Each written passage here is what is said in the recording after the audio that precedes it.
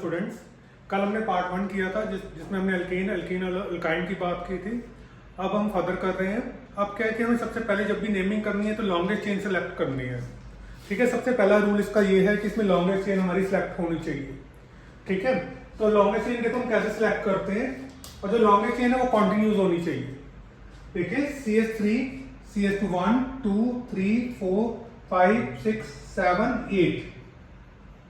ठीक है, एक तो हमारे पास ये चेन है 8 कार्बन की।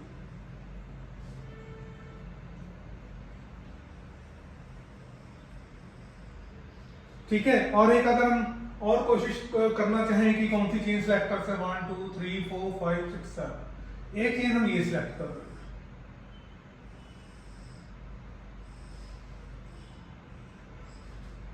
ठीक है, अब अगर इसमें देखोगे इसमें नंबर ऑफ कार्बन कितने हैं 1 2 3 4 5 6 7 8। इसमें कितने 1 2 3 4 5 6 7। तो नंबर ऑफ कार्बन किसमें ज्यादा हुए, इसमें ज्यादा हुए। अगर नंबर ऑफ कार्बन इसमें ज्यादा है तो ये हमारे लिए राइट है, तो इसमें नंबर ऑफ कार्बन के कम है तो ये हमारे लिए क्या है, रॉन्ग। तो हमने वही चेन सिलेक्ट करनी है नेमिंग के लिए। एक जो पेरेंट चेन होती है, सबसे बड़ी चेन होती है, उसको सिलेक्ट करना है और वो कॉन्टिन्यूस कार्बन लगे होने चाहिए आपस में, और उनके जो नंबर ऑफ कार्बन सबसे ज्यादा होने चाहिए। ठीक है, तो वो हमारी एक लॉन्गेस्ट चेन होगी। क्लियर, ये आपको समझ आ गया होगा। अब नेक्स्ट देखिए, ये एग्जांपल और ये, इसमें हमने लॉन्गेस्ट चेन सिलेक्ट करनी है दोनों में। इसमें हम लॉन्गेस्ट चेन कैसे सिलेक्ट करेंगे, नंबर ऑफ कार्बन हमें सबसे ज्यादा देखने हैं जो कॉन्टिन्यूस एक साथ मिले हुए हैं 1 2 3 4 5 6 7 8। तो ये 8 कार्बन की हमारी एक लॉन्गेस्ट चेन है ये। और कोई भी आप चेन कंसीडर कर लो, किसी में भी 8 इलेक्ट्रॉन एक साथ कॉन्टिन्यूस क्या कहते हैं जुड़े हुए नहीं है, कंबाइन नहीं है। अगर ये भी सिलेक्ट करते 1 2 3 4 5 6 7 ही बनते हैं, तो हमने 8 वाली लेनी, ये ले लो 1 2 3 4 5 6 बनते हैं, तो ये भी नहीं बनते। तो लॉन्गेस्ट चेन ही हमने सिलेक्ट करनी होती है। अब अगला देखो, अब इसमें से लॉन्गेस्ट चेन देखने से पता लग रहा है कौन सी है, एक बड़ी कॉन्टिन्यूस लॉन्गेस्ट चेन कौन सी देखने से पता लग रहा है। तो सबसे बड़ी लॉन्गेस्ट चेन ये है।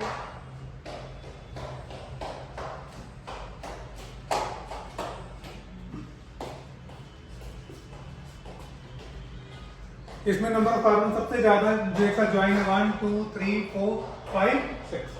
तो लॉन्गेस्ट चेन सबसे पहले हमारा यही रूल है कि हमें लॉन्गेस्ट चेन सिलेक्ट करनी होती है नेमिंग करने से पहले।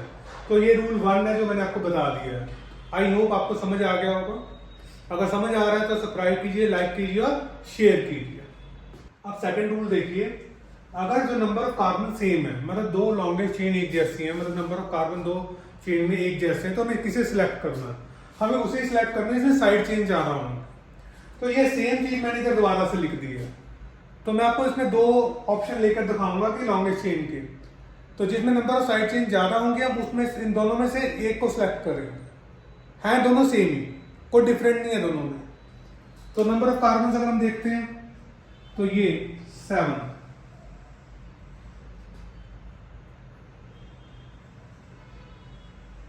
देखिए 1 2 3 4 5 6 7 कार्बन की लॉन्गेस्ट चेन है। तो आप ये भी कह सकते हो कि सर ये भी 7 कार्बन की है।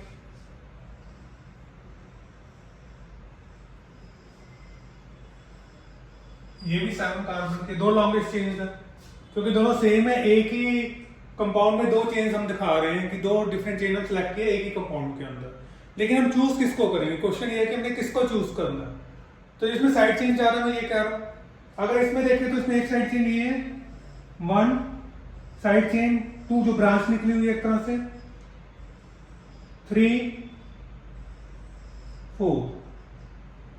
4 साइड चेन है। अगर इसमें देखें तो ये जो लॉन्गेस्ट चेन है उसकी एक ये ब्रांच निकली हुई है, तो एक साइड चेन ये होगी, एक ये होगी 2 और 3 साइड चेंज हो गई है। तो आपको साफ दिख रहा है कि इसमें 4 साइड चेन्स है और इसमें कितनी साइड चेन्स है, 3 साइड चेन्स है। तो हम कौन सा सिलेक्ट करना चाहिए, 4 वाला। तो ये हमारे लिए राइट है और ये हमारे लिए रॉन्ग है। हम इसको सिलेक्ट करेंगे, इसको सिलेक्ट नहीं करेंगे, जबकि दोनों सेम ही है ये, और सेम ही 2 तरीके से लॉन्गर चेन बनती है। उनमें से किसको सिलेक्ट करना है तो इस चीज के ऊपर हमारा डिपेंड करता है। क्लियर सबको? ठीक है स्टूडेंट्स, ये आपका थर्ड रूल है, पोजीशन ऑफ सब्स्टिट्यूएंट्स। इसमें अपने साइड चेन लगी है ना, उसको क्या नंबर देना है। देखो जो साइड चेन लगी है उसका एक नंबर तो होगा कि कौन से कार्बन पे वो लगी है, नहीं तो हमें कैसे पता लगेगा कि साइड चेन कहाँ पर है, वो आपका साइड चेन का ग्रुप है वो कहाँ पे लगा हुआ है। तो ये सेम 2 मैंने एज इट इज लिख दी है, एक दूसरे की कॉपी है। तो अगर मैं इधर से नंबरिंग करता हूँ, क्योंकि इसको नंबर तो देना है, हम इसका एड्रेस तो बताना है ना कि ये कहाँ पर प्रेजेंट है। तो एड्रेस करने के लिए 1 2 3 4 5 6 सेकेंड नंबर पे साइड चेन लगी है। और अगर इस साइड से करें, आप कहोगे कि सर इधर से कर रहे हो, इधर से क्यों नहीं कर रहे, तो मैं इस साइड से कर देता हूं। 1 2 3 4 5 6। अब क्या फर्क है, अब फर्क ये है कि यहां पे 2 नंबर आ रहा है, यहां पे 5 नंबर आ रहा है। तो हमें तो मिनिमम नंबर देना है, हमें तो क्या करना है, मिनिमम नंबर देना है। चाहे आप लेफ्ट से करो चाहे राइट से करो, नंबर मिनिमम आना चाहिए। चाहे आप इस साइड से करो चाहे आप इस साइड से करो, नंबर मिनिमम आना चाहिए। इस केस में नंबर मिनिमम आ रहा है 2 आ रहा है, और उस केस में नंबर 5 आ रहा है। यहाँ पे जो 2 आ रहा है आपका नंबर, यहाँ पे 5 आ रहा है। 2 पे साइड चेन लगी है,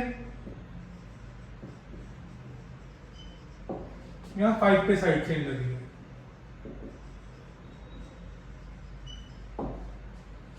तो 2 इज लेस देन 5, 2 5 से कम है, तो हमें इसको सिलेक्ट करना है। ये वाली हमारे लिए करेक्ट है, ये वाली जो नंबरिंग है वो हमारे लिए रॉन्ग है।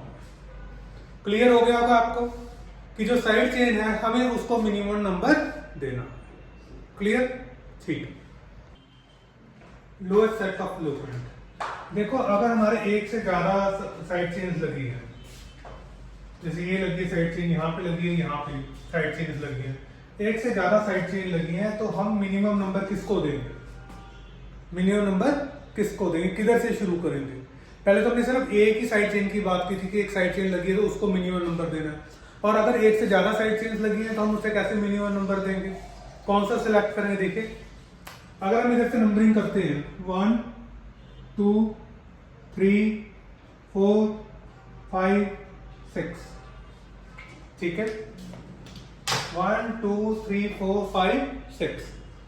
तो यहां पे जो नंबरिंग आई है वो 2 4 5 आई है। अगर इधर से करें दूसरी साइड से 1 2 3 4 5 6, तो इधर से अगर हम नंबरिंग करें तो कितनी आई है 2 3 5। तो साइड चेन्स हैं उनके ऊपर जो नंबर आ रहा है, इसके ऊपर 2 आ रहा है, इसके ऊपर 3 आ रहा है, इसके ऊपर 5 आ रहा है। और इधर से देखें इसके ऊपर 2 आ रहा है, इसके ऊपर 4 आ रहा है, और इसके ऊपर 5 आ रहा है। अब सिलेक्ट कौन सा करना है, दोनों सेम है, एक तो सिलेक्ट करना पड़ेगा हमें, तो कौन सा सिलेक्ट करना है। तो देखो इसमें 2 पहले मिनिमम नंबर ठीक है, इसमें भी 2 है, इसमें दूसरा क्या है 4 है, इसमें दूसरा क्या है 3 है, और तीसरा तो थर्ड वन तो दोनों में सेम है 5। तो पहले हमें पहला नंबर देखना होता है, अगर वो सेम है तो सेकंड नंबर देखो, ठीक है, अगर सेकंड नंबर सेम है तो थर्ड नंबर देखो, कोई तो उसमें से कम होगा।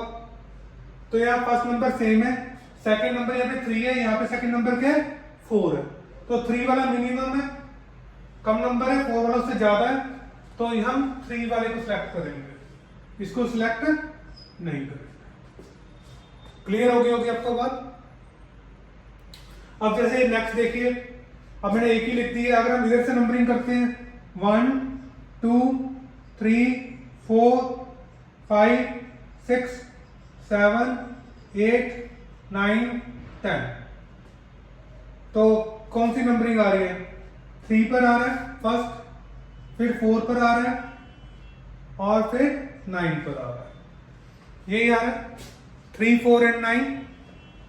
तो अगर हम पहले हमने लेफ्ट हैंड साइड से की थी, अगर हमने राइट हैंड साइड से अगर 1 2 3 4 5 6 7 8 9 10, तो इधर से देखेंगे तो इधर क्या नंबर आ रहा है? 2 आ रहा है सबसे पहले, फिर क्या आ रहा है?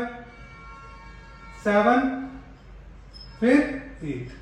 हमने पहला नंबर ही देखना होता है। अगर पहला नंबर किसी में मिनिमम है, दूसरे तीसरे नंबर से हमें कुछ लेना देना नहीं है। तो यहाँ पे पहला नंबर ये वाला मिनिमम में 2 है, तो फिर हम इसी को सिलेक्ट करेंगे। तो ये वाली हमारी राइट है और ये वाली हमारी रॉन्ग है। तो मतलब नंबरिंग हम इस साइड से करेंगे, इस साइड से नहीं करेंगे। क्लियर हो गया होगा आपको? ठीक है, बाकी फिर मैं आपको नेक्स्ट लेक्चर में समझाऊंगा।